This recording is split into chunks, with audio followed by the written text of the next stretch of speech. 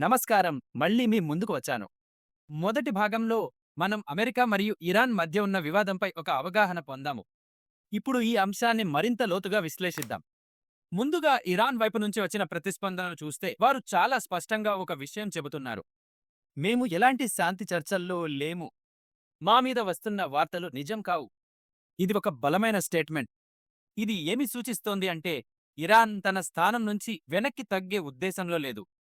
ఇప్పుడు పాకిస్తాన్ విషయానికి వస్తే ఇక్కడ ఒక ఆసక్తికరమైన పరిణామం జరిగింది. పాకిస్తాన్ నాయకత్వం శాంతి చర్చలకు మద్దతు తెలిపింది. ఈ ప్రకటనతో ఒక విషయం స్పష్టమవుతోంది: పాకిస్తాన్ మధ్యవర్తిగా వ్యవహరించే అవకాశం ఉందని. కానీ ఇదంత ఈజీ కాదు. పాకిస్తాన్ ప్రస్తుతం కొన్ని కీలక సవాళ్లను ఎదుర్కొంటోంది.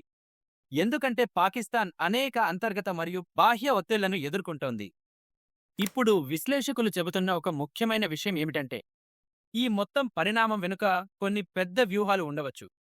ఉదాహరణకు, ప్రాంతంలో ప్రభావాన్ని పెంచుకోవడం, ఇతర దేశాలపై ఆధిపత్యం సాధించడం, ఆర్థిక ప్రయోజనాలను కాపాడుకోవడం. ఇవి అన్నీ ఒక పెద్ద ప్లాన్లో భాగంగా ఉండవచ్చు. ఇక మరో ముఖ్యమైన అంశం ఆయిల్ మార్కెట్. ప్రేక్షులారా, ప్రపంచ ఆర్థిక వ్యవస్థలో ఆయిల్ చాలా కీలకం. ఈ పరిణామాల సమయంలో గ్లోబల్ మార్కెట్లో ఆయిల్ ధరల్లో మార్పులు కనిపించాయి. ఇది యాదృచ్ఛికమా, లేక ముందే ప్లాన్ చేసిందా? ఇది కూడా ఇప్పుడు చర్చలో ఉంది. ఇప్పుడు ఒక కీలకమైన ప్రశ్న: భవిష్యత్తులో ఈ పరిస్థితి ఎలా మారుతుంది?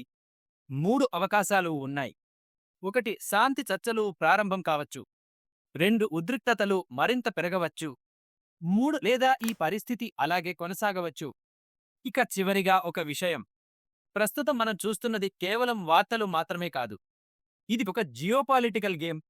ఇందులో ప్రతి దేశం తన ప్రయోజనం కోసం కదులుతోంది. అందుకే మనం వినే ప్రతి సమాచారాన్ని జాగ్రత్తగా విశ్లేషించాలి. ఎవరు చెబుతున్నారు, ఎందుకు చెబుతున్నారు అన్నది అర్థం చేసుకోవాలి. ఇప్పుడు మీ అభిప్రాయం ఏమిటి? ఈ మొత్తం పరిస్థితిలో అమెరికా స్టాండ్ సరైందా, లేదా ఇరాన్ చెప్పేది నిజమా? కామెంట్స్లో మీ అభిప్రాయం తెలియజేయండి. ఇంకా ఇలాంటి విశ్లేషణాత్మక వీడియోల కోసం మా ఛానల్ను సబ్స్క్రైబ్ చేయండి. ధన్యవాదాలు.